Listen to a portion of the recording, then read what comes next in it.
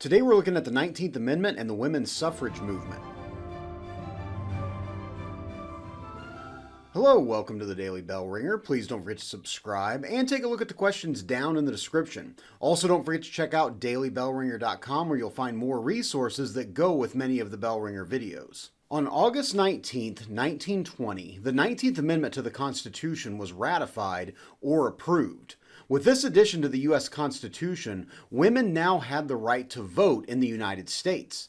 The passage of the 19th Amendment was the culmination of nearly a century of work done by the women's suffrage movement, suffrage meaning the right to cast a vote in political elections.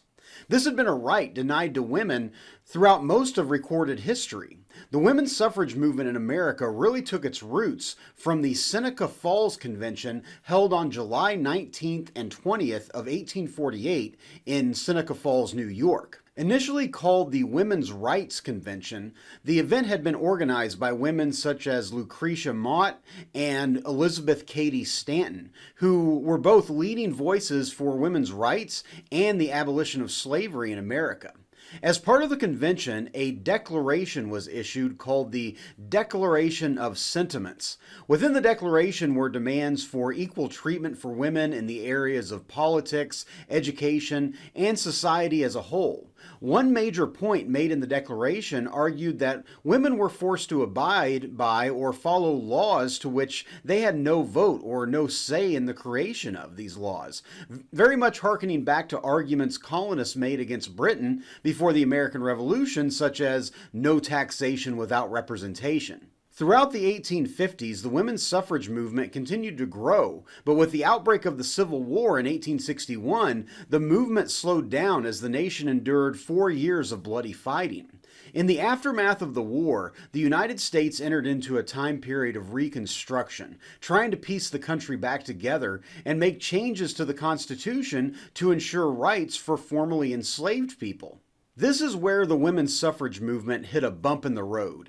The movement began to split over the 15th Amendment, which sought to extend voting rights to formerly enslaved men.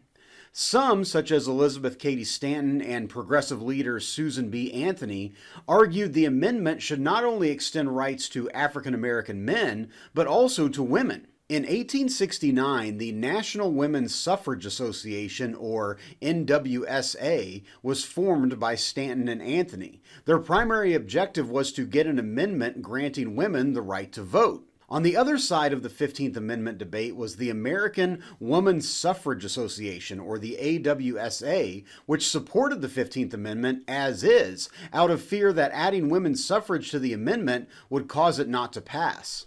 By 1878, the suffrage movement was able to lobby or influence Congress enough to get them to begin to look at a possible amendment. But when the proposed amendment first reached the Senate, it was voted down. By 1890, the NWSA and the AWSA merged together to form the National American Women's Suffrage Association. Instead of focusing their efforts at the federal level and trying to get an amendment to the U.S. Constitution, they now focused on targeting individual state governments to grant women the right to vote. By 1900, several states, such as Colorado and Utah, had passed laws giving women the right to vote. The movement continued to gain support, and within the next 18 years, over a dozen more states had given women the right to vote. At the same time, the Equality League of Self-Supporting Women began to organize marches and parades to draw more attention to the issue. Women regularly marched in front of the White House demanding women's suffrage at the federal level. By 1918, President Woodrow Wilson, who had been opposed to women's suffrage, changed his position and supported an amendment to the Constitution after seeing the significant contribution women were making to the war effort as the United States entered into World War I. On May 21, 1919, a resolution for the Susan Anthony Amendment was proposed in the United States House of Representatives and passed easily the two-thirds majority vote needed. On June 4th, it was voted on in the Senate and again got over the two-third majority required to be sent to the states for approval. According to the Constitution, 3/4 of the states would now need to approve it for it to be added to the Constitution, which meant that 36 of the 48 states at the time would need to approve the amendment. By the following year, 1920, 35 states had approved it, but many southern states were very opposed to the amendment and had voted it down. The entire amendment came down to what the state legislature of Tennessee decided. The vote was a tie, with only one representative yet to decide the entire amendment. The vote fell to a 23-year-old Republican member of the Tennessee General Assembly, Harry T. Byrne. After initially opposing the amendment, his mother wrote him and told him he needed to vote in favor of it, which he did on August 19th of 1920, making the 19th Amendment law and guaranteeing women the right to vote in America.